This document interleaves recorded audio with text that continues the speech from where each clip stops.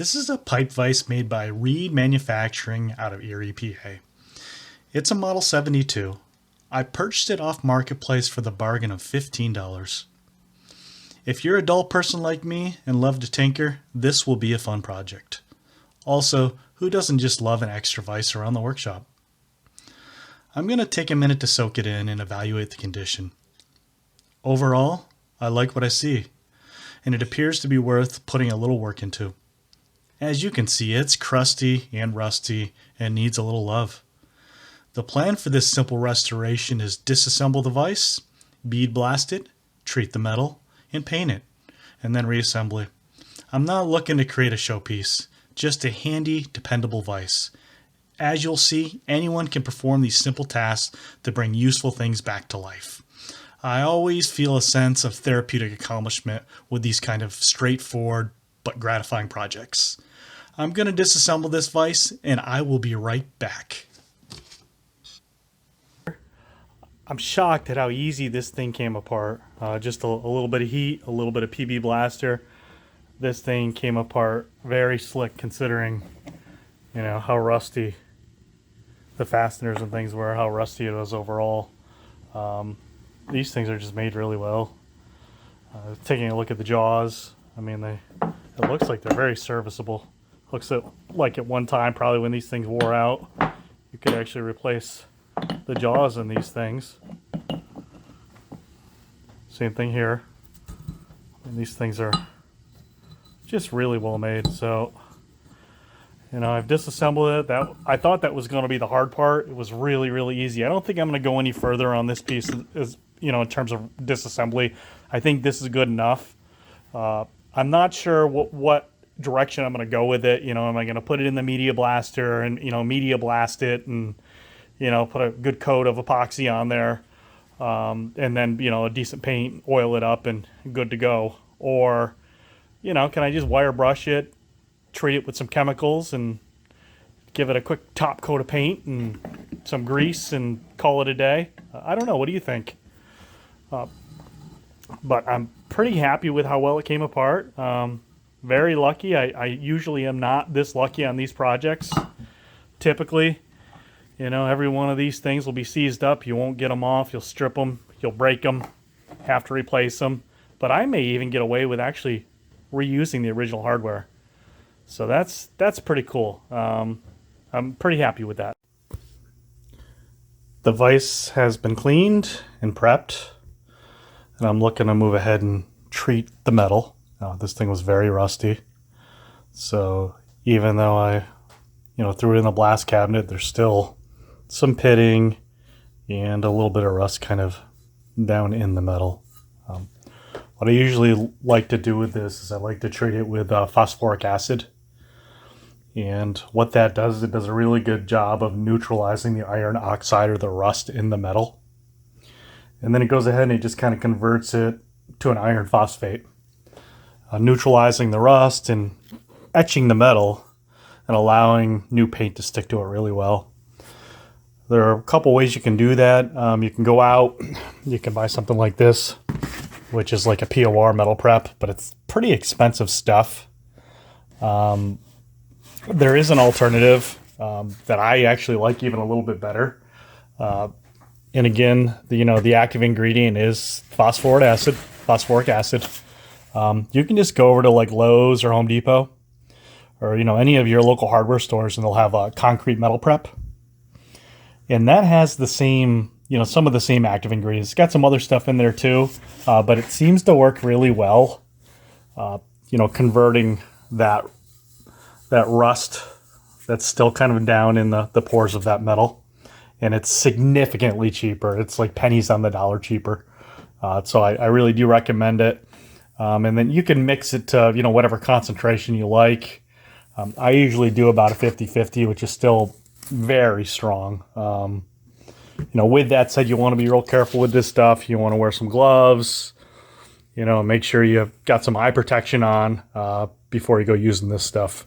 Because it will harm your skin. You get it in your eyes, it's going to be a bad day. So I'll typically just take kind of like a sprayer like this, and you know, I'll just spray it on my metal. Let me see, let me turn this on. Kind of like that. And you'll see it kind of, it'll start working kind of right before your eyes. Get it on liberally, and then I'll take like a cheap little chip brush. You can get this at, you know, local hardware store, go over to Tractor Supply or Harbor Freight and get a cheap brush. Because you're going to throw this away after you're done. You're not going to be using it again. And just kind of get it all over there. Get it in the metal, get it all over the metal. And what I do is I'll just kind of let this sit for about 15 minutes or so. And then I'll come back and, you know, clean off any excess. Some people will actually clean it off with like soap and water. I do that sometimes. Sometimes I just kind of clean off the excess and leave it alone. It's kind of up to you, your personal preference, but this works really, really well, and it kind of really ensures that any of that rust down in those pores isn't going to come back. Those acids are going to etch that metal and help your new paint kind of go ahead and stick to it. So I'm going to go ahead, I'll finish treating the rest of these parts, let them sit, come back, clean them. And then for like the larger pieces, I think I am going to go ahead and use some POR on the base and the top piece.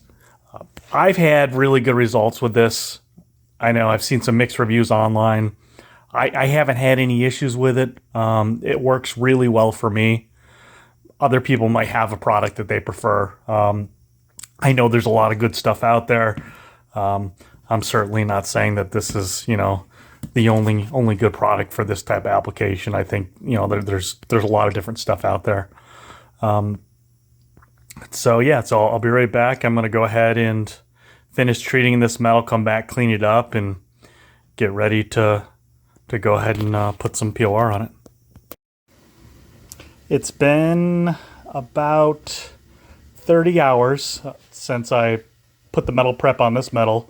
Been letting it sit and do its work, and it's done a really good job of turning all that rust to iron phosphate. You can kind of see it's all kind of gray and black now. What I do after I let it sit for a while, I know previously I said, you know, let it sit 15 minutes.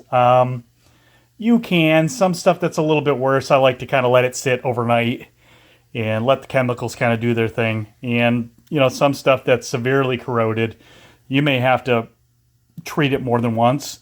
I think this is good. I mean, this is just going to be a shop vise. It's, you know, it's not a showpiece or anything. I'm actually going to use this thing. I just want to preserve it, kind of bring it back so it's operational and it looks presentable.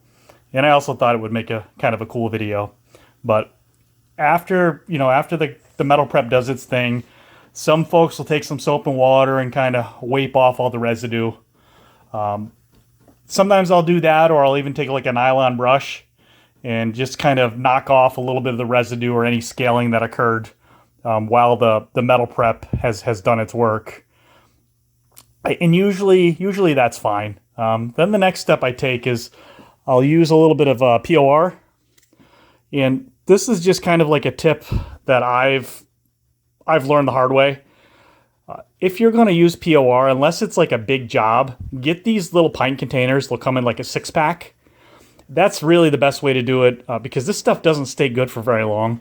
Once you pop the top and you start using it, you really have to seal it up well for it to, you know, stay good for any amount of time. But even when you do that, you know, this stuff is kind of air activated.